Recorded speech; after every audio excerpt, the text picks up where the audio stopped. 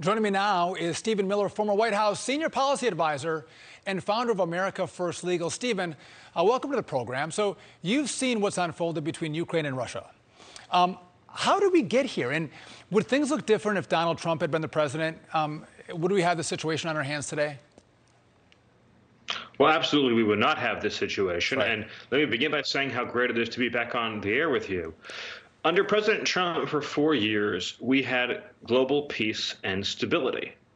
Under President Biden, it has been unending chaos. So as a starting point, whatever your view is of the situation between Russia and Ukraine, and whatever you believe may be at stake in that particular conflict, the fact remains that under President Trump, Russia and Ukraine did not enter into armed conflict as they did when President Biden was vice president, and as they may yet do now.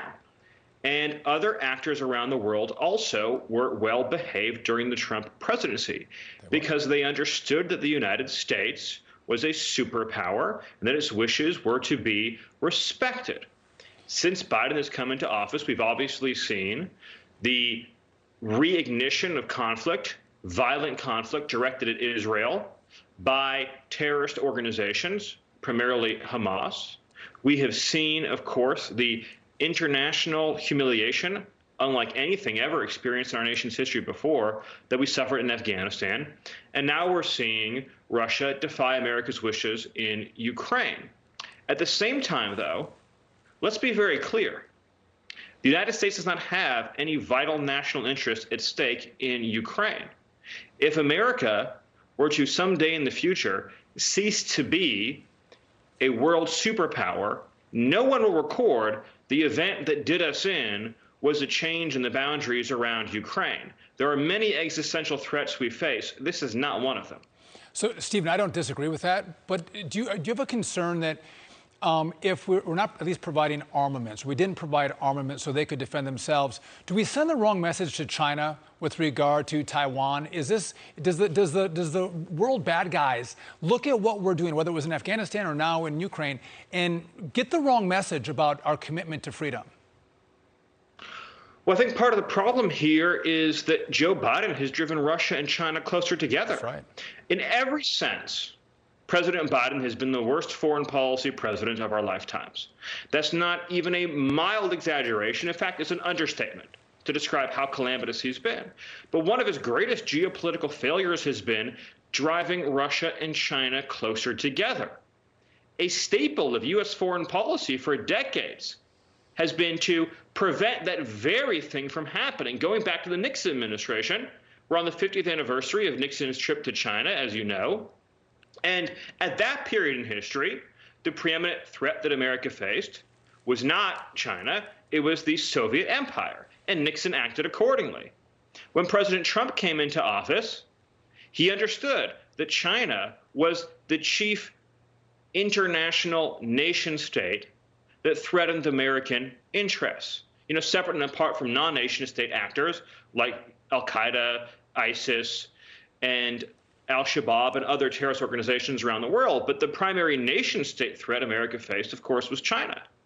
Under the Biden administration, they have completely, categorically failed to contain or confront China, while at the same time engaging in needlessly provocative behavior backed up by nothing, just provocative words, provocative actions, but backed up by nothing, that has caused Russia to go closer to China. And so you have a situation where I would argue now, today, because of the Biden administration, we face the very real prospect of a united China and Russia that was never a risk when President Trump was in office. So when you look at this unification of China and Russia working together more closely, by the way, Russia has just agreed to sell 100 million tons of coal to China. That's a side note, but in regard to American energy policy, I view American energy policy as national security policy. What role has Biden's policy on American energy had on Putin and his willingness to go into Ukraine and the strength that now I think Putin feels? Well, there's no question that the Biden administration's decision to cancel American pipelines, to shut down American drilling projects, to terminate oil and gas leases, to suspend the issuance of new oil and gas leases, that all of these habits have strengthened Putin's hand. And I want to be very clear here. I'm not saying it was not the policy of the Trump administration to advocate for direct confrontation with Russia. It was our policy to have the strongest hand in negotiation and dealing with Russia. Right? President Trump said on many occasions that we can find and we can identify common ground and common interests with Russia to avoid a path of hostility. But we will enter any negotiation from a standpoint of maximum strength. Biden gave away the best hand America has by surrendering our energy independence and therefore increasing European dependency on Russia. And so historians for hundreds of years, frankly, will marvel at the decision of the Biden administration to become more reliant on foreign energy and to handicap American energy production to the point in which we are no longer energy independent. I mean, Stephen, it's really simple stuff. I mean, putting America first, American energy first, making sure that, Europe's only energy supplier isn't Russia. That makes complete sense, but I'm going to pivot on you because you're the founder of America First Legal, and you guys have now threatened a lawsuit in New Mexico, taking legal action based on their race-based COVID policies. Tell me about the lawsuit.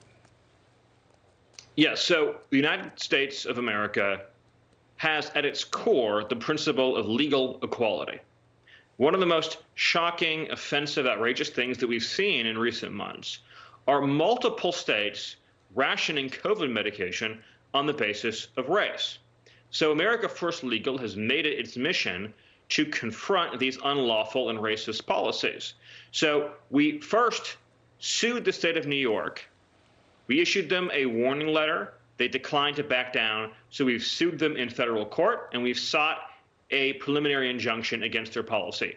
We issued legal threat letters to Minnesota and Utah, who have since rescinded and terminated their rationing policies and returned to a race-neutral medicine distribution policy in those states. Our newest letter threatening legal action is to the state of New Mexico, and we eagerly await their reply to see whether they choose the path of racism and unconstitutional rationing, or whether they back down and, like the other states, Utah and Minnesota, instead opt for a constitutionally permissible race-neutral medicine distribution scheme. But if they don't, we are willing to use every and any legal means necessary to stop them. But Stephen, this is outrageous because you could have two people with the exact same medical conditions. If one is white and one is a minority, the minority will get the treatment, but the white person will not. So it's not based on your medical history. It's strictly based on the color of your skin.